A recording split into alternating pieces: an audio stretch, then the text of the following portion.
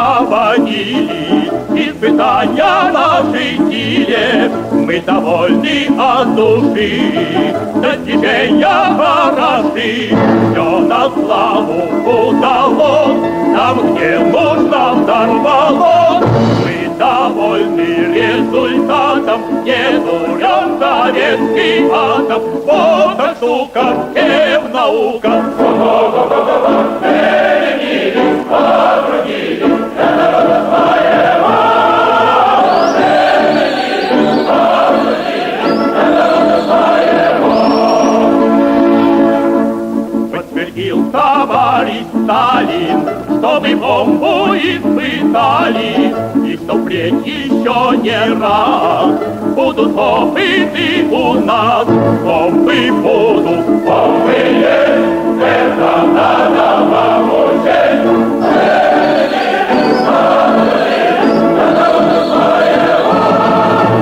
Sveiki, aš Antonas Muchinas, žurnalistas ir istorikas pagal išsilavinimą. Noriu Jums pristatyti autorinį dokumentinį filmą Stalino apokalipsė – Trečiasis pasaulinis. Susisiekėme su šiuo metu Berlyne gyvenančiu istoriku Aleksandru Gogunu. Jis yra eilės knygų autorius, paskutinė iš kurių vadinasi 1941 metų klaida. Mūsų dokumentinio filmo tema – Stalino apokalipsė – Trečiasis pasaulinis. Pereikime prie reikalo. Aleksandrai, papasakokite, kada Stalinas nutarė kariauti prieš Jungtines Amerikos valstijas.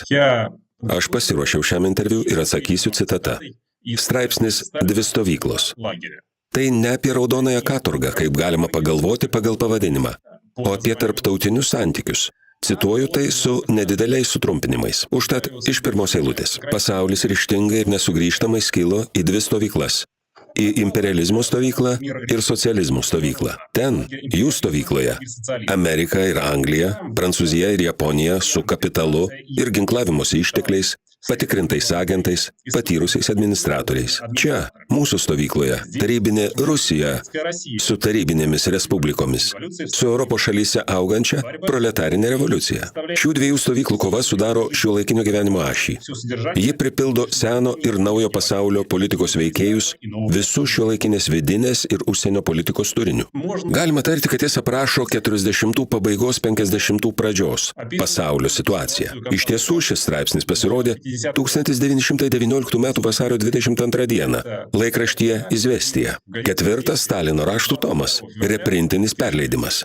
Ir va šita dviejų stovyklų mintis, savotiškas manicheizmas, šalto karo binarinė kategorija, plius minus jo kalbose, straipsniuose, pasirodo kelis kartus 20 metų pradžioje ir pirmoje pusėje. 1927 m. spalio 2-9 dienomis įvykusiame susitikime ne su Japonijos, ne su Vokietijos, o būtent su Amerikos darbininkų delegacija, jis išsakė kaip ir pranašystę. Tolimesnėje tarptautinės revoliucijos ir tarptautinės reakcijos eigoje susiklostys du pasaulinio masto centrai.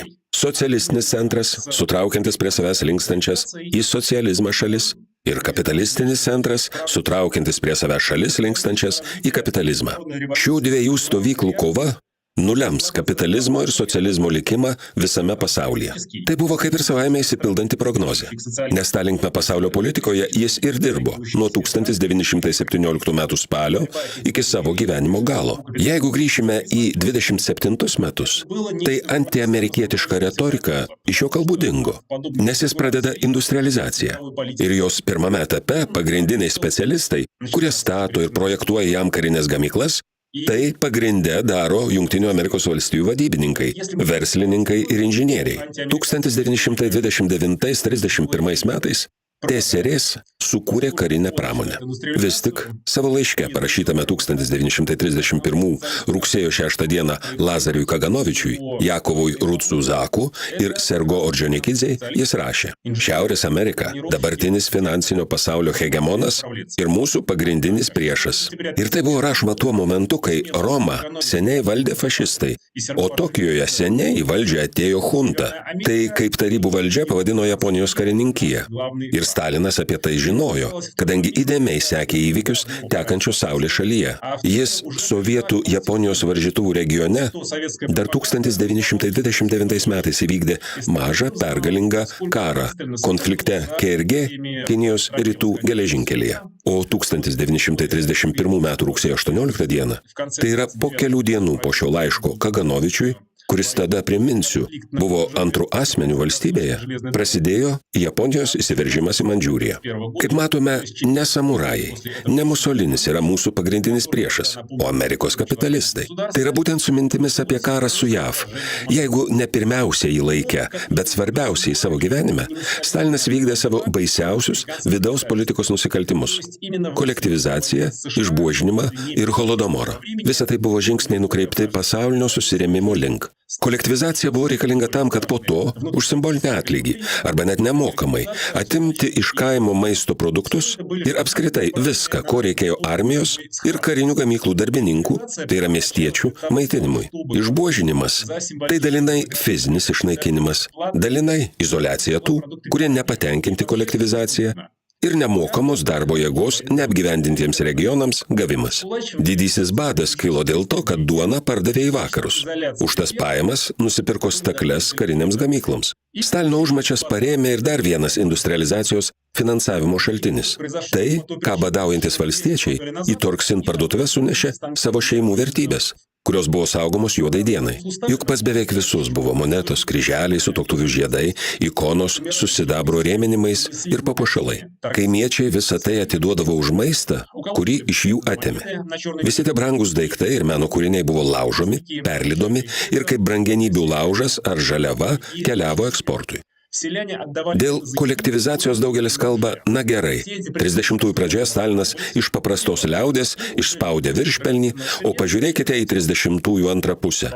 Kaimų sunaikinimas, skurdas, apsileidimas. Palyginkite Nepo kaimą 26 metais ir kolchozinį kaimą 36 metais. Juk diena ir naktis tai Stalino klaidos rezultatas, susižavėjimas kažkokiomis kairuoliškumo idėjomis. Bet taip nėra. Yra dviejų amerikiečių ekspertų, Paulo Gregory ir Roberto Stewarto darbas, kurie suskaičiavo, kad nuo 29 metų didžiojo lūžio iki 38 metų valstybės grūdų pirkimai augo sistemingai ir sklandžiai. Taip, valstiečiai mirė iš bado arba tiesiog nuskurdo. O po to prastai maitinosi ir nyko. O valstybė turtėjo. Stalinas pasimokė iš karinio komunizmo periodo.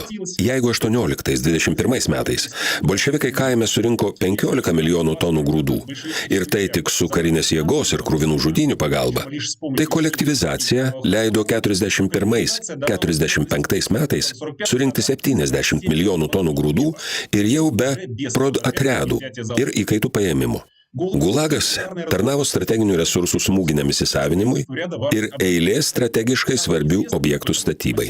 Pats žinomiausias masiško katorginio darbo panaudojimo pavyzdys – Belamor kanalas.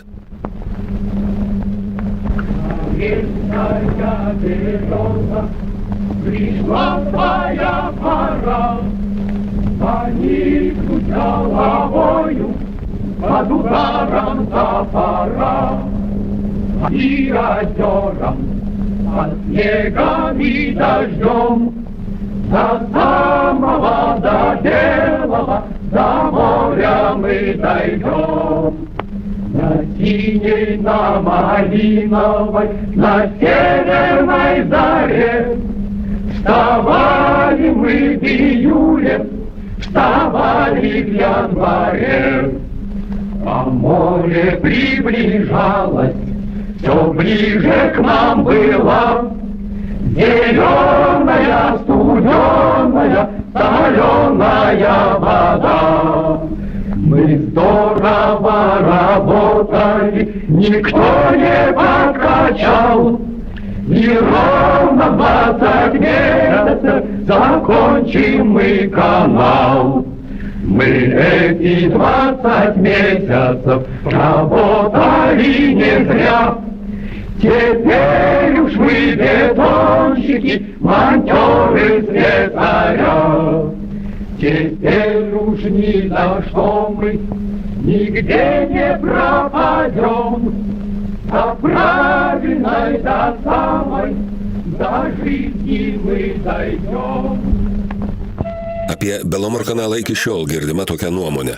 Dabar juo beveik neplaukiojama, o ir tada retai plaukiojo, projektas buvo nuostolingas ir beprasmis, savotiška gigantomanija, vadas žaidė žaidimus. Šiuo klausimu prisiminkime Stalino 45 metų sausio 9-osios frazę, kurią jis mestelėjo susitikimo su Jugoslavijos komunistų delegacija metu. Mes vadovaujamės ne jausmu, o protų, analizę, apskaičiavimu. Taip ir čia.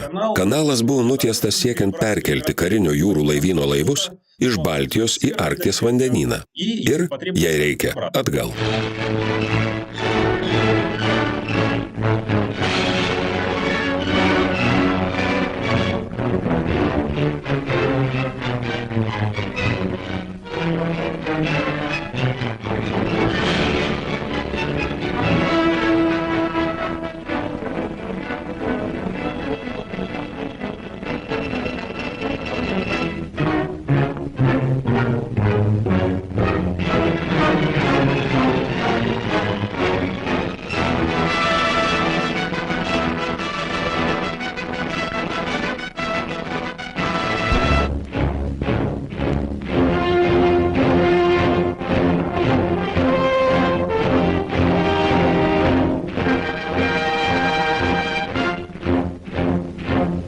Tai buvo karinės reikšmės renginys. Militarizmas paaiškina vado politiką visose srityse, nuo kultūros iki represijų. Лет через 20 после хорошей войны выйти да взглянуть на Советский Союз. Республика так из 30-40. Черт его знает, как хорошо. Kodėl jis ruošiasi kovai su turtingiausia ir galingiausia pasaulio šalimi? Jis buvo paranoikas? Jis nebuvo paranoikas ir nebuvo baikštus, bet tai labai paplitęs mitas apie Staliną, kuris iš dalies kyla iš jo paties ir iki šiol pats save palaiko, ypač vakaruose. Vadas buvo įgudęs dezinformatorius ir mistifikatorius. Nelieskit manęs, aš bijau. Mažai kas atkreipia dėmesį į tai, kad sakyti, kad jis yra paranoikas, reiškia iš dalies pateisinti Staliną, sušvelninti jo nusikaltimų kaltę. Ką paimsi iš ligonio? Represijos, tame tarpe ir didysis teroras, buvo prevencinė priemonė. Jis išsiaiškindavo asmenis ar žmonių grupės, kurios galėjo būti nelojalios jam asmeniškai ar tarybiniai valdžiai ir tuos žmonės sunaikindavo arba izoliuodavo laisvės atėmimo vietose. Savotiškas preventyvus nukenksminimas. Tame tarpe ir komunistų. Taip pat ir aukštose pareigose. Ir tai suveikė. Kaip žinome, per Antrąjį pasaulinį karą nebuvo jokių sukilimų ar sąmokslų, o po karo neatsirado nei Raudonojo Napoleono, nei sovietinių dekabristų. Stalino neveikė jokia baimė. Jis buvo rizikos žmogus. Jam tai tiesiog patiko. Visa jo politinė karjera, daugiau nei pusę amžiaus ant skustuvo ašmenų. Yra toks terminas iš psichologų žargono – adrenalino narkomanas. Mes negalime paimti Stalino kraujo tyrimams, išmatuoti jo intrakranijinio spaudimo. Neturime jo refleksų tyrimo galimybės, bet aišku, kad tokia tendencija jam buvo būdinga. Nors ir čia išliko normos ribose, išlaikė savotišką apdairumą ir jis neprarado savitvardos, suvaldė emocijas. Su Amerika jis norėjo kovoti dėl tos pačios priežasties, dėl kurios viską darė savo gyvenime. Bent jau nuo 17 metų spalio mėnesio. Valdžios troškimas, galbūt tokiu būdu savęs įtvirtinimas. Jam Žemės planeta buvo kaip man šis obuolys, kurį šiandien valgysiu. Ar aš paranoikas? Taip ir mėgausiuosi šiuo vaisiu. Jis irgi norėjo mėgautis pasaulinę galią. Tik pasimėgauti ją. Ar jo pasiruošimas karui su JAV buvo slaptas ar atviras? Tam tikrų mastų buvo taip ir taip. Jei skaitote Stalino veikalus nuo spalio revoliucijos iki 20 amžiaus 3-ojo dešimtmečio pirmosios pusės, tai tarptautinė, o dažniau ir pasaulinė revoliucija buvo tiesiog jo kalbų ir straipsnių refrenas. Šiais gana nuoširdžiais žodžiais jis sutelkė savo valstybės aparatą ir užsienio komunistų partijas, suteikė joms gyvenimo prasmę. Bet kaip per pirmąjį ir tam tikrų mastų antrąjį penkmetį, jis sukūrė karinį pramoninį kompleksą, apginklavo kariuomenę, jo aršumas prislopo, o jo viešų kalbų karingumas sumažėjo. 33 metų lapkritį TSRS užmezgė diplomatinius santykius su JAV Roosevelto administracija. Maža to, interviu su amerikiečių žurnalistu Rojum Howardu 36 metų kovo 1 dieną Stalinas tiesiogiai kalbėjo apie savo taikumą. Cituoju. Nematau kokį pavojų gali įžvelgti aplinkinės valstybės sovietų žmonių idėjose, jei šios valstybės tikrai tvirtai sėdės balne. Howardas. Ar šis jūsų pareiškimas reiškia, kad Tarybų sąjunga tam tikrą prasme sustabdė savo ketinimus įvykdyti pasaulinę revoliuciją? Stalinas. Tokių planų ir ketinimų pas mus niekada nebuvo. Howardas. Misteris Stalinai, man atrodo, kad visame pasaulyje daugelio metų eigoje susiklostė visiškai kitas įspūdis. Stalinas. Tai yra nesusipratimo vaisius. Howardas. Tragiško nesusipratimo. Stalinas. Ne, komiško. Ar ko gero, tragikomiško. Tuo pat metu 20-aisiais, 30-aisiais sovietų žvalgybos veikla JAV tiesiog įgavo pramoninį mastą. Jie vagė technologijas, pirmiausia karinės, ir ko gero Stalino specialiųjų tarnybų darbo Amerikoje ypatumas yra tas, kad jie įveda daug įtakos agentų į prezidento Roosevelto administraciją ir apskritai vadovaujančiuose sluoksniuose, parlamente, valstybės aparate. Jie arba siunčia ten savo žmones, aišku, amerikiečius, arba juos ten verbuoja, kad tada ar vėliau nukreipti Amerikos politiką tinkamą linkme. Apie tai yra skyrius neseniai išleistoje amerikiečių istoriko Šono Makmikino knygoje Stalino karas. Norėdami įvertinti jų poveikio lygį, pateikėme pavyzdį. Vienas iš šnipų buvo Garis Dexteris White'as, kuris 41 metais išprovokavo Japonijos puolimą JAV, Pearl Harbore. Ir tai mes dabar žinome. Rusijos specialiųjų tarnybų archyvai su tų metų dokumentais uždaromi. Kalbant apie karinio pasirengimo naujojo pasaulio užgrobimui komponentą, Amerika yra toli ir jūs galite ją pasiekti dviem būdais – vandeniu arba oru. Suprantama, kad Stalinas pirmiausia galvojo užkariauti artimiausius kaimynus, o pirmiausia apginklavo sausumos kariuomenę. Tačiau nepamiršo ir transatlantinių tikslų. 34 metų sausio 30, 17-ame visasąjunginės bolševikų komunistų partijos suvažiavime, vadinamame nugalėtojų suvažiavimu, Klimas Vorošilovas pareiškė, taip, cituoju, su nedideliais sutrumpinimais. Tiesiogiai dalyvaujant ir vadovaujant draugui Stalinui, mes sustipriname savo karinės pajėgas. Draugas Stalinas iš tikro stalininiu būdu taip pat ėmėsi šios srities. Ir neabejoju, kad laivų statybos pramonė, sustiprėjusi industrializacijos pergalių pagrindų, padės mums greitai paversti savo laivynus tikrais galingais darbininkų valstiečių laivynais. С отчетным докладом Центрального комитета выступил Сталин. В докладе был сделан анализ международного и внутреннего положения СССР, определены задачи партии в области внешней и внутренней политики. В перерыве между заседаниями делегаты отдыхают. У всех отличное настроение. Лихо пляшет командарм буденный. Ir tai nebuvo sovietų tuščios šnekos. Netrukus buvo pradėta įgyvendinti okeaninio laivyno statybos programa, kuri iki 40-ųjų antrosios pusės sovietų karinės jūrų pajėgas turėjo paversti vienomis galingiausių planetoje. Prieš revoliuciją Stalinas buvo tremtyje Turuchansko srityje, Užpoliaryje. Ir gali būti, kad būtent tada jį pirmą kartą aplankė mintis. JAV galima pasiekti per šiaurės ašigalį.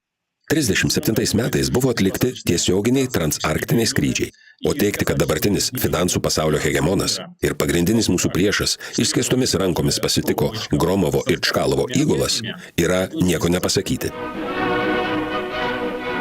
Полный газ! Москва, Северный полюс, Северная Америка. Это чкаловский экипаж. Наши герои, верные сыны народа, писали в историю авиации еще одну славную страницу. Rooseveltas priėmė lakūnus tiesiog baltuosiuose rūmuose. O generolas Džordžas Maršalas, tas pats, kuris vėliau sukūrė pokarinės Europos atstatymo planą, net pasikvietė juos į savo namus. Pridursim, kad kelionė buvo lėktuvu Ant-25. Šis modelis po modifikacijų buvo gaminamas kaip Ant-36 ar DB-1. DB tai Dalny bombardirovščik, tolimasis bombonešis.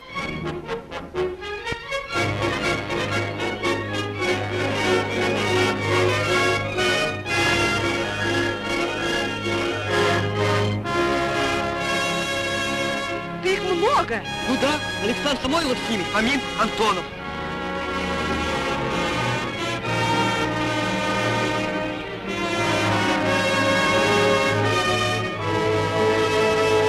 Kaip antrasis pasaulinis karas pakeitė Stalino planus dėl Amerikos? Sovietų karinio jūrų laivyno statybos programa buvo nutraukta. Lėšos nukreiptos sausumos kariuomenės aprūpinimui. Tačiau pagal Vladimiro Pozniakovo tyrimus 1940 rugpjūtį SSRS karinio jūrų laivyno žvalgyba parengė perspektyvų radio bangomis aprūpintų užsienio punktų kūrimo planą 40-43 metais. Pagal jį imtuvai ir siųstuvai, be kita ko, turėjo būti įrengti Panamos kanalo zonoje, Niujorke, San Franciske, Argentinoje ir Brazilijoje. Akivaizdu, kad šnipinėjimui prieš JAV. Ir tokio masto tinklo sukūrimo nebuvo galima nesuderinti su Stalinu asmeniškai. Be to, kai Wehrmachtas buvo prie Volgos ir Kaukazo, Čerčilis 42 metų rugpjūtį atskrido į Maskvą nusilenkti. O per dėrybą su juo Stalinas pareiškė, kad po pergalės būtina išmušti Vokietijos karinius kadrus. Tada Čerčilis nekreipė dėmesio į šį pasiūlymą, praleido jį pro ausis. Tačiau Teherano konferencijoje vakarienės metu Stalinas pakartotinai pasiūlė Čerčiliui, o taip pat ir Rooseveltui, surengti vokiečių katynę, įvykdyti mirties bausmę nuo 50 iki 100 tūkstančių Wehrmachto ir SS karininkų ir vadų. Rooseveltas bandė iš to nusijuokti, bet Čerčilis karštai protestavo. Ir reikalas apsiribojo kalbomis. Kodėl Stalinas norėjo, kad sąjungininkai sunaikintų Vokietijos armijos karininkų korpusą? Kol kas niekas aiškaus ir nuoseklaus atsakymo į šį klausimą nedavė. Tačiau atsižvelgiant į pasirengimą Trečiajam pasauliniam karui, atsakymas į jį yra akivaizdus. Vadas nenorėjo, kad tie kadrai taptų barjeru Raudonajai armijai būsimoje kampanijoje į Lamanšo sąsiaurį ir Gibraltarą. 45 metų sausio pabaigoje buvęs Kominterno, o vėliau ir Bulgarijos vadovas Georgijus Dimitrovas padarė įrašą dienoraštyje apie priėmimą Stalino vasarnamyje. Vakarėlyje dalyvavo keletas ryškiausių Jugoslavijos ir Bulgarijos komunistų, taip pat artimi sovietų vado bendražygiai, kurie per vieną iš tostų pasakė atvirai. Pasireiškė kapitalizmo krizė skirstant kapitalistus į dvi frakcijas, vieną fašistinę, kitą demokratinę. Alijansas tarp mūsų ir demokratinės frakcijos atsirado tiek, kiek pastaroji dalyvavo užbėgant už akių hitlerininkų dominavimui. Dabar esame su viena frakcija prieš kitą, o ateityje ir prieš šią kapitalistų frakciją. Kokių konkrečių priemonių ėmėsi Stalinas ruošdamas šalį susirėmimui su Amerika, pradedant nuo 45-ųjų? Čia sunku rasti atsakymą į kitą klausimą. Kas iš to, ką Stalinas padarė nuo 45 gegužės 9, nebuvo nukreipta į karą prieš JAV? Jo politika labai priminė tai, ką jis surengė 30-aisiais, kai planavo antrąjį pasaulinį karą. Tiesą sakant, 45-ais įvyko ne konversija, tai yra neperėjimas nuo karinės pramonės prie civilinės gamybos, o ginklų ir amunicijos gamybos perorientavimas. Tai yra pasikeitė gaminių asortimentas, sunumeruotos gamyklos. Šalies nugalėtojos pavaldiniai dėvėjo skudurus, gyveno žeminėse ir barakose ne todėl, kad buvo pokaris, o todėl, kad šalis ruošėsi naujam karui. Stalinas patvirtino 4 pagrindinės ginklų ir karinės technikos gamybos plėtros kryptis – raketų, ypač tarpžemyninių, radarų, reaktyvinių variklių ir galiausiai branduolinių bei termobranduolinių ginklų. Akivaizdu, kad visumoje tai yra karas su JAV, susidūrimas ore. Ir dėl šios būsimos kovos visa šalis persitempė. Prisiminkite, kad 46-47 metais SSRS iki 1 milijono žmonių mirė nuo bado, kuris apėmė platybės nuo Moldovos iki Kazachstano imtinai. Nors ir daugelėje kitų regionų žmonės mirė nuo netinkamos mitybos ir išsekimo. Jau nekalbant apie siaubingą mirtingumą Gulage, įskaitant urano kasyklas. Tai, kad artėja karas, Stalinas alegoriškai paskelbė sostinės stalininės apygardos rinkėjų susirinkime 46 metų vasario 9 dieną, o kitą dieną jo kalba buvo paskelbta Pravdoje. Война возникла как неизбежный результат развития мировых экономических и политических сил на базе монополистического капитализма. Капиталистическая система мирового хозяйства таит в себе элементы кризиса и военных столкновений. Пожалуй, можно было бы избегнуть военной катастрофы, если бы была возможность периодического перераспределения сырья и рынков сбыта между странами, сообразно с их экономическим весом, в порядке принятия согласованных и мирных решений. Но это невозможно осуществить при нынешних капиталистических условиях развития мирового хозяйства. Prisiminkime 40-ųjų antrosios pusės kovą su kosmopolitizmu, antisemitizmu. Tuo taip pat buvo siekiama sukurti priešo, JAV, kurios globojo naujai atsiradusi Izraelį, įvaizdį. Kampanija prieš nuolaidžiavimą vakarams taip pat buvo nukreipta būtent į tai. Kas mums yra vakarai? Mes juos viena kairė ranka. Buvo sukurtos naujos komunikacijos, ypač linija Čum Salehard Igarka, dabar žinoma kaip Miręs kelias. Kaliniai tiesė atšaką į Arkties vandenyną, per kurią planavo smogti JAV. Stalinas viską planavo penkmečiais ir manė arba neatmetė, kad žudynės prasidės 4-ojo penkmečio pabaigoje. Tai yra 50-aisiais arba link 5-ojo penkmečio pabaigos, priklausomai nuo sovietų pajėgumų ir pasaulinės padėties. O ką Stalinas padarė tarptautinėje arenoje, ruošdamasis trečiajam pasauliniam? Viską. Visų pirma, buvo siekiama surinkti, tarkime, reparacijas ir kompensacijas iš užkariautos Europos ir Azijos dalies. Jos daugiausia eksportavo pramoninę įrangą kariniam pramoniniam kompleksui, taip pat technologijas, o iš Vokietijos smegenis. Tai yra specialistus, įskaitant raketų mokslo.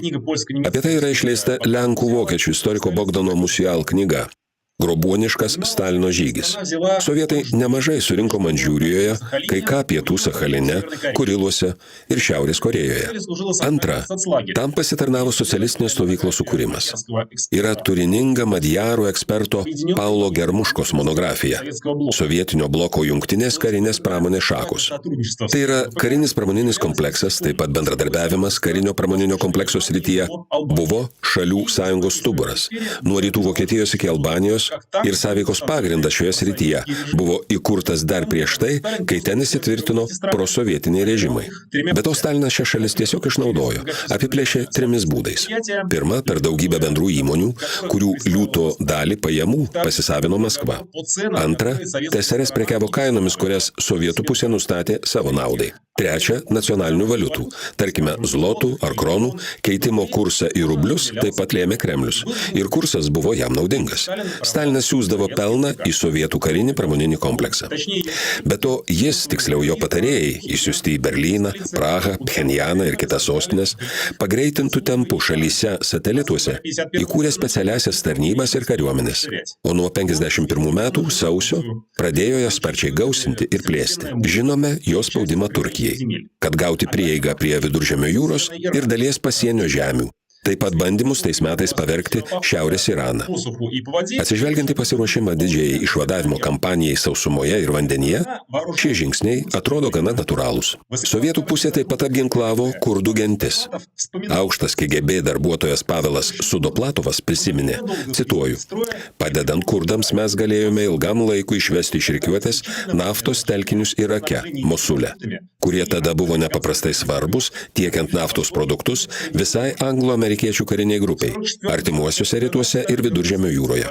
44-45 metais Stalinas grąžino sovietų karinį politinį buvimą Kinijos Sindziango uigūrų autonominėme regione, tai šalia Kazachstano. O kai kurie ekspertai tai sieja su tuo, kad ten slūksojo atominiai bombai gaminti reikalingi urano klodai. Ginklų pagalba jis bandė perkelti pasaulinę revoliuciją į Graikiją ir Vietnamą. Pirmųjų atveju jis sustabdė mirtino metalo tiekimą, darbo nebaigė, o antruoju tęsė, kiek galėjo. Taip jis palaikė Kinijos komunistus pilietinėme kare su Čiang Kai-ši, nors ir labai atsargiai. 48 metais Stalinas Bulgarijos ir Jugoslavijos komunistiniams lyderiams suprantamai paaiškino tarptautinių santykių plėtros perspektyvas. Cituoju, jūs neturite bijoti kažkokio kategoriško imperatyvo moralinės pareigos klausimų. Pas mus tokių kategoriškų imperatyvų nėra. Čia viskas jėgų pusiausvyros klausimas. Jei gali, tai smūgiuok. Jei ne, nesiimk kovoti. Mes kovojame ne tada, kai nori priešas, o kai mums tai naudinga. Kitaip tariant, mes neginamės, o puolame. O be to puolame tada, kai norime. Kokį vaidmenį jo kovos su amerikiečiais strategijoje suvaidino atominė bomba? Stalino suplanuotas karas turėjo atrodyti kaip toks vaidinimas, kaip žinome iš Biblijos, kokia turėjo būti pasaulio pabaiga.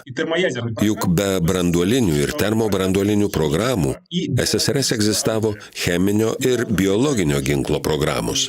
Neseniai Didžiojoje Britanijoje buvo išleista Anthony Remingtono knyga Stalino slaptasis ginklas. Kodėl slapta? Juk Sovietų sąjunga pripažino cheminio ginklo buvimą savaime ir pareiškė, kad panaudos jį ne pirma, tačiau kaip simetriškas atsakas cheminis smūgis yra priimtinas. Pavyzdžiui, Sovietų sąjungos ir Vokietijos karo metais SSRS naudojo kažką panašaus į cheminį atgrasymą, perspėdama nacius kad jei jie pradės naudoti cheminės kovinės medžiagas, atsakymas bus veidrodinis. Tačiau biologinius ginklus buvo uždrausta ne tik gaminti, bet net kurti.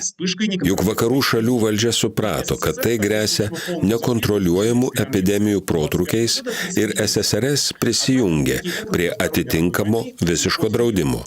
Prisijungė prie 25 metų Ženevos konvencijos. Tačiau nepaisant to, prieš Antrąjį pasaulinį karą ir jo metu, sovietų biologinio ginklo programa buvo antra pagal galę pasaulyje. Didžiausia buvo japonų. O po 45 rugsėjo 2 dienos automatiškai tapo pirmąja.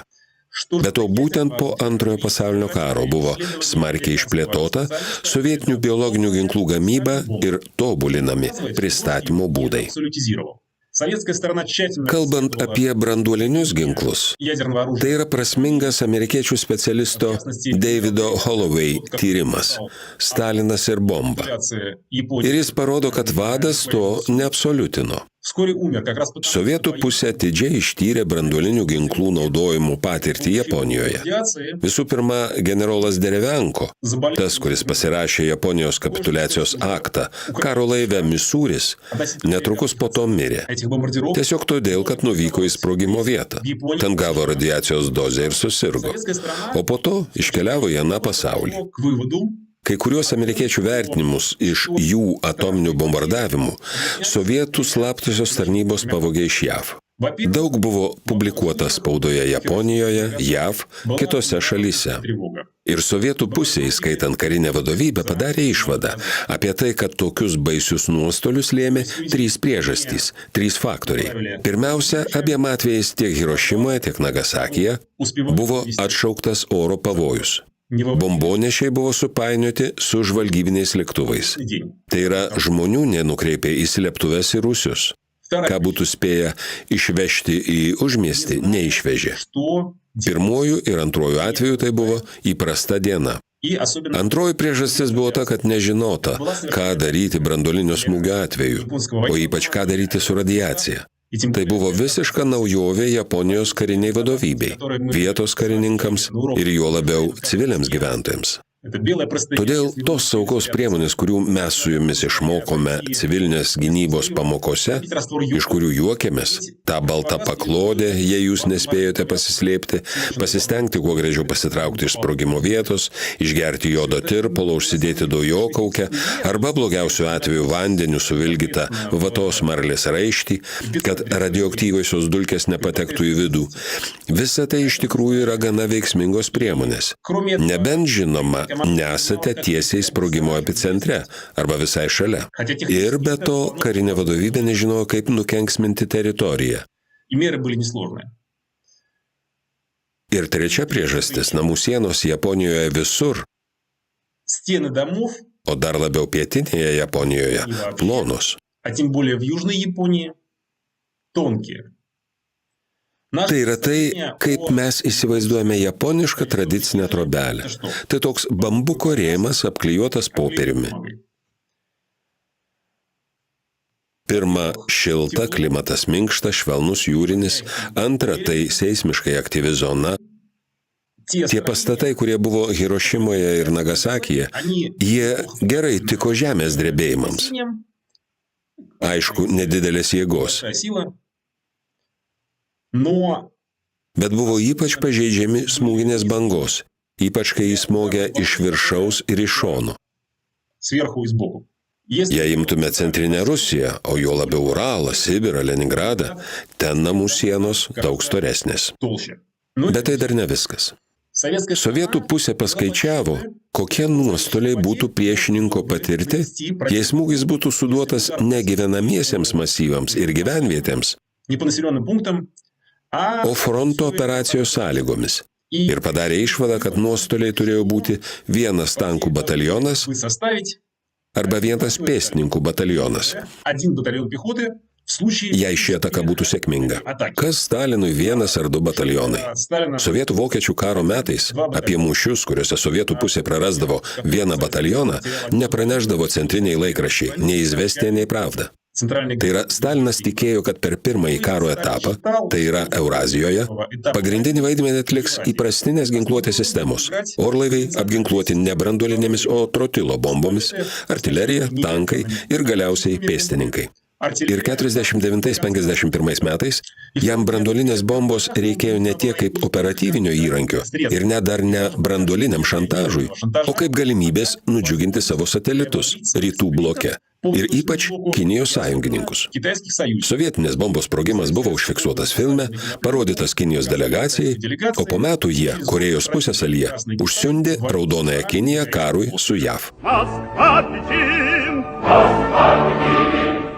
Идут вперед народы, за светлый труд, за прочный мир, под знаменем свободы. За светлый труд, за прочный мир, под знаменем свободы. Слышим на Волге голос Янцзы, видят китайцы сияние Кремля. Мы не боимся военной грозы, воля народов сильнее грозы. Нашу победу славит земля. Славит земля, славит земля. Vis dar netelpa galvon, kaip galėjo galvoti apie karą su Amerika, kai ji turėjo atominį pranašumą.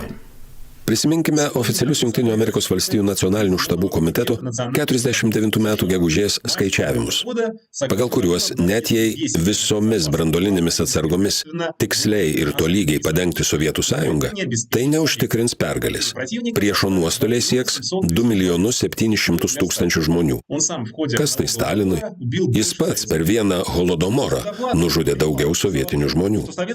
Sudoplatovas savo memuaruose rašė, kad sovietų slaptosioms tarnyboms pavyko užverbuoti 2 aukšto rango informatorius – Donaldą Makleiną ir Klausą Fuksą. O jų pateiktą informaciją Staliną nuramino. Cituoju. Fuksas suteikė mums itin vertingos informacijos apie urano 235 gamybos mastą. Ši Fukso informacija leido apskaičiuoti, kiek urano ir plutonio amerikiečiai pagamino kiekvieną mėnesį ir padėjo nustatyti tikrai jų turimų atominių bombų skaičių. Iš Fukso ir Makleino gauta informacija leido daryti išvadą, kad Amerikos pusė nebuvo pasirengusi pradėti branduolinio karo 40-ųjų pabaigoje ir net 50-ųjų pradžioje. Mūsų duomenimis, tik 55 metais JAV ir Anglija sukaupė tokias branduolinių ginklų atsargas, kurių pakako Sovietų sąjungai sunaikinti. Tačiau svarbiausia yra tai, kad raketų era atėjo tik po 10-mečio. Ir visais Stalino laikais sunkusis bombonešis B-29 Superfortress buvo pagrindinė branduolinio ginklo pristatymo priemonė. Ir jei turite gerą oro gynybą, tada priešui mažai naudos iš branduolinės bombos, ypač jei bombonešis siunčiamas dideliais atstumais, kur lydintis priedangos naikintuvai tiesiog techniškai negali nuskristi. Bent jau taip vadas apskaičiavo. Stalinas tais metais labai rūpinosi giedrų dangumi virš galvos. Kariai buvo aprūpinti naujausiais priešlėktuviniais pabūklais, sukonstruotais su patirtimi, įskaitant vokiečių kovą su anglo-amerikiečių bombardavimu. Buvo sukurto žemė oras raketos, sumontuoti radarai ir gaminami reaktyviniai lėktuvai, ypač MiG-15. Apie šį naikintuvą pasakysime 2 dalykus. Pirma, tai yra masiškiausias kovinis reaktyvinis lėktuvas per visą aviacijos istoriją. Antra, Europoje jis tarnavo pusę amžiaus, tai yra iki 98 metų. Ši mašina buvo sukurta specialiai B-29 sunaikinimui, o 50 metais su juo lygiai greičiai konkuruoti galėjo tik vienas naikintuvas pasaulyje – amerikietiškas F-86 Sabre, ką parodė karas Korėjoje. Kokį vaidmenį būsimame susidūrime turėjo atlikti Kim Ir Senas ir Mao Cedungas. Provokatoriai, sąjungininkai ar net aukos skerdimui, sąnaudinė medžiaga, kažkas panašaus į juodadarbius, štrafbatas paskutiniam ir lemiamam mūšiui. Stalinui visada labai patiko planas A, planas B arba, kaip Leninas, programa minimum, programa maksimum. Ir jo galvoje buvo 2 Trečiojo pasaulinio karo pradžios datos. Pirmoji yra 50-ųjų pabaiga, antroji po 4 ar 5 metų. Stalino nurodymų Kim Ir Senas 50-ais birželio pabaigoje įsiveržė į Pietų Korėją, o laikraščiuose visoje vakarų Europoje nuskambėjo šauksmas. Mielas dėdė Semai, prašau nesiųsk kariuomenės į Aziją, nes tada sovietai paims mus plikomis rankomis. Nepaisant to, amerikiečiai pasielgė tiksliai taip, kaip tikėjosi Stalinas, tai yra, jie pasidavė provokacijai. Įsilaipino Korėjos pusiasalyje, greitai nugalėjo šiaurės korėjiečius, o tada Stalinas liepė Mao užstoti savo jaunesnius brolius. Kinijos liaudės Respublikos lyderis tikrai nenorėjo papulti po galimų branduolinių atsakų, o SSRS vadovas ėmė jį įtikinėti, kad to nebus, o jei ir bus, tai ne tai baisiai. Cituoju jo tiesiog apokaliptinį laišką. 50 metų spalio pradžioje. Mao, nepaisant nepasirengimo dideliam karui, JAV vis tiek gali būti įtrauktos į didelį karą dėl prestižo. Todėl Kinija bus įtraukta į karą, o tuo pačiu į karą bus įtraukta ir SSRS, kuris su Kinija susieta savitarpio pagalbos paktu. Ar turėtume to bijoti? Mano nuomonė, neturėtume. Nes kartu būsime stipresni už JAV ir Angliją, o kitos kapitalistinės Europos valstybės, be Vokietijos, kuri dabar negali suteikti JAV jokios pagalbos, neatstovauja rimtai kariniai jėgai.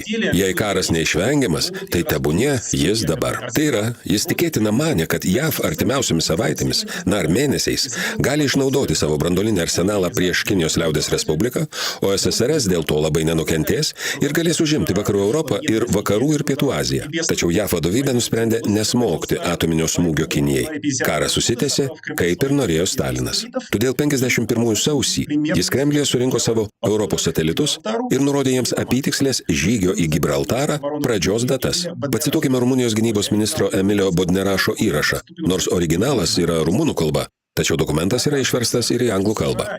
Pasirodo, JAV ne tik nėra pasirengusios pradėti trečiąjį pasaulinį karą, bet taip pat negali susidoroti net su nedideliu karu, tokiu kaip Korėjos karas. Akivaizdu, kad JAV reikia dar kelerių metų pasiruošimui. JAV įstrigo Azijoje ir liks ten dar keletą metų. Tai, kad artimiausius 2 ar 3 metus JAV bus užklimpusios Azijoje, yra labai palanki aplinkybė mums, pasauliniam revoliuciniam judėjimui. Turime sumaniai panaudoti šiuos 2 ar 3 metus. Ar jo planas dėl trečiojo pasaulinio karo buvo realistiškas? Laimiai, atsakymo šį klausimą niekada nesužinosime. Tačiau turime abiejų pusių vertinimus. Aišku, kad pats Stalinas, kadangi ruošė karą, tikėjo, kad taip, pergalė įmanoma, ar bent jau buvo pasirengęs rizikuoti, juk tada jau buvo amžiuje. Kalbant apie Amerikos vadovybę, galiu pacituoti 2 JAV paskelbtus dokumentus. Pirmasis iš jų datuojamas 51 metų sausio 24 dieną. Tai yra memorandumas po Pentagone vykusio bendro ginkluotųjų pajėgų štabų susitikimo rezultatų. Kritiniu laikotarpiu, kalbant apie karinės galios santykį, yra artimiausi 2 ar 3 metai. Jei šiuo laikotarpiu prasidės karas, nors tikriausiai nepralaimėsime, mums bus sunku jį laimėti. Atkreipkime dėmesį, kad 51 sausio mėnesio vertinimai, Stalino vertinimai ir Amerikos vadovybės vertinimai, jie sutampa. 2, 3, 4 metai. Tai kritinis periodas žmonijai. Antrasis dokumentas pasirodė po 7 mėnesių. 51 metų rugpjūčio 8 dieną buvo priimtas JAV Nacionalinio saugumo tarybos nutarimas numeris 114.1 ir tai atspindi sėkmingą SSRS karinį ir ekonominį pasirengimą kovai su pusė žmonijos. Įvairių šaltinių duomenys per pastaruosius metus rodo, kad sovietų karinė produkcija yra kokybiška, aukštesnė nei manyta iki šiol. Šio dokumento priede buvo pažymėta, kad jei Kremlius nuspręs pradėti trečiąjį pasaulinį karą jau dabar, tai pirmasis jo pirmojo etapo mūšio dėl Eurazijos žemyno žingsnis taps tik raudonų blitzkrygų. A. Sovietų ginkluotosios pajėgos ir satelitų ginkluotosios pajėgos gana trumpą laiką išlaiko galimybę užgrobti žemyninę Europą, artimuosius ir vidurio rytus, išskyrus Indiją ir Pakistaną. Tiek karinių, tiek nekarinių atsargų, išskyrus aviacinį kurą, yra pakankamai ir paskirstyta taip, kad apskritai būtų užtikrinta tvari karinė operacija šiuo laikotarpiu, net jei visi JAV branduoliniai pajėgumai būtų visiškai panaudoti prieš strateginius taikinius SSRS. B. Tolimuosiuose rytuose Šiaurės Korėjos ir Kinijos komunistinės pajėgos, turėdamos sovietų logistinę ir techninę paramą, pademonstravo didesnius karinius pajėgumus nei manyta anksčiau. Visuotinio karo atveju Jungtinių valstijų saugumui nebūtų naudinga skirti savo pajėgų žemyninės Azijos dalies gynybai. Todėl galima tikėtis, kad komunistinės pajėgos sugebės užkariauti rytų ir pietryčių Aziją.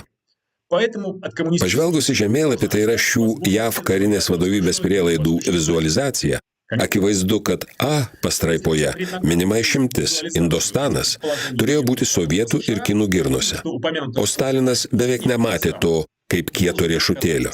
Reikėtų prisiminti, kad tais metais Indija ir Pakistanas aštriai konfliktavo.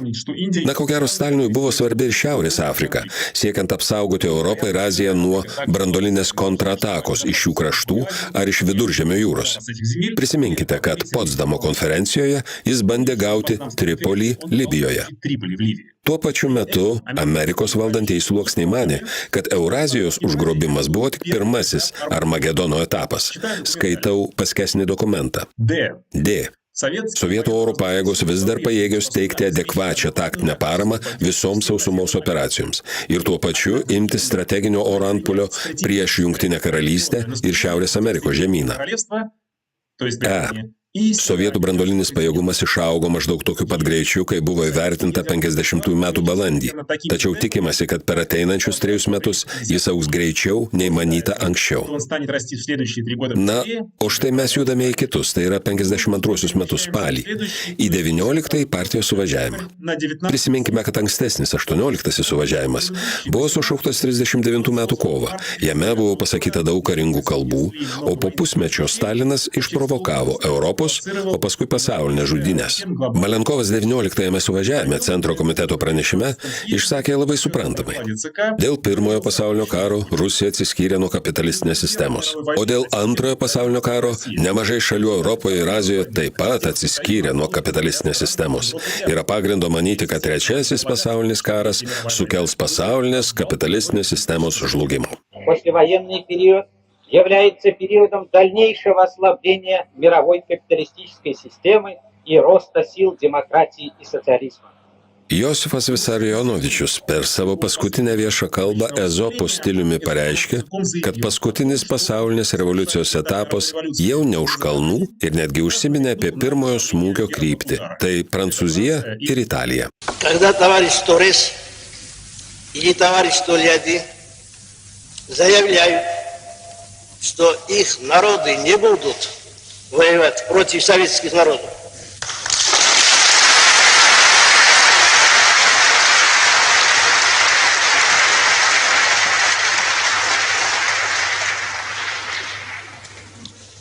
То это есть поддержка. Прежде всего, поддержка рабочих и крестьян Франции и Италии, борющихся за мир.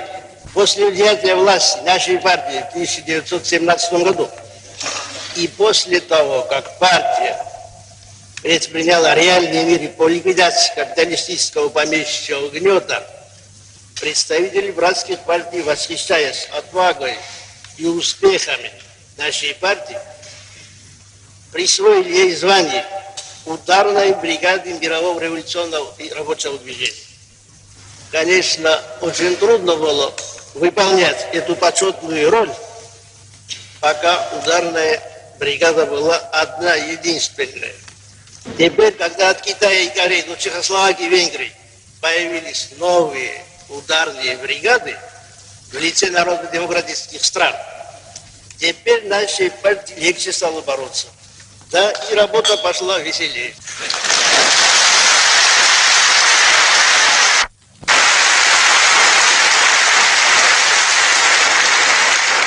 Особого внимания заслуживают те коммунистические, демократические или рабоче-крестьянские партии, которые еще не пришли к власти и которые продолжают работать под пятой буржуазных драконовских загонов. Им, конечно, труднее бороться. Однако им не столь трудно работать, как было трудно нам, русским коммунистам, в период царизма, когда малейшее движение вперед объявлялось ярчайшим преступлением. Однако русские коммунисты выстояли, не испугались трудностей и добились победы. То же самое будет с этими партиями. Tačiau netrukus Staliną ištiko insultas. Tai yra kraujo įsiliejimas į smegenis. Jo bendražygiai neskubėjo padėti. Jie tikriausiai bijojo, kad jis pasveiks, o paskui sudegins juos ir save branduolinio karo liepsnose. Ar rašote knygą šią temą? Esu apsėstas šios knygos, juolab, kad kiek žinau šią sprogę ir tikrai svarbia tema, dabar niekas nedirba. Stebiu publikacijas rusų, vokiečių ir anglų kalbomis. O kad knyga būtų tikrai naujoviška, prasminga ir patraukli, ji turi būti pilna iki tol nežinomų archyvinių dokumentų, kuriuose yra ryškių faktų, apie kuriuos dar niekas nežino. Neatrasti archyviniai dokumentai ir įslaptinti dokumentai nėra tas pats. Šviežios medžiagos masė saugoma visiškai atviruose fonduose. Mano rinkinys 1941 metų klaida, kuris pernai buvo išleistas Chersone, yra kažkas panašaus į anonsą, užkandis šiam būsimam darbui. Ankstesnė mano monografija Stalino komandosai buvo išleista 8 kalbomis, tarp jų anglų, vokiečių, ukrainiečių, buvo ne 2 leidimai rusų kalba, nors buvo skirta palyginti nedaugeliui žmonių. Buvo apie 100 000 raudonųjų partizanų Ukrainoje. O būsimoje karinėje Stalino biografijoje, akcentuojant Trečiąjį pasaulinį karą, jau kalbame apie visos žmonijos likimą. Tai yra, tikiuosi, 3 jaunų valstybių kova už nepriklausomybę nuo bolševikinės Rusijos, jų likimas Rusijos planuose. Džiugašvilis pilietinio karo eigoje. Sovietų specialių tarnybų veikla 20 tarpukario metų. Komunistų sukilimas Estijoje 24 metais, žinomas kaip Gruodžio karštis. Baltijos šalys Raudonosios armijos operatyviniuose planuose 20-30. 40 metų okupacija, trėmimai ir represijos. Sovietų vokiečių karo eiga šiuose šalyse, vėlesnis gyventojų išnaudojimas, teroras, miško brolių pasipriešinimas, sovietizacija, taip pat krašto paruošimas apokalipsiai, įskaitant jūrų uostų išdėstymą, kad iš jų išplaukęs raudonžvaigždis laivynas ne tik padėtų sausumos pajėgoms užkariauti Šiaurės Europą, bet ir surengtų Didžiosios Britanijos blokadą bei kovotų mūšius Atlanto vandenyno platybėse ir veržliai nuskubėtų į JAV pakrantę ne tik su branduoliniais, bet ir su termobranduoliniais ginklais. Reikalingi pinigai apmokėti archyvinę paiešką, honorarus asistentams, konsultantams, archyvarams, eksploatacinėms medžiagoms, komandiruotėms. Todėl ieškau rėmėjo ar mecenato, vieno ar net kelių. Jei kas žino, kaip galima rasti tokius turtingus ir dosnius, mylėtojus ir mokslo rėmėjus, susisiekite su manimi ir aptarkime detalės.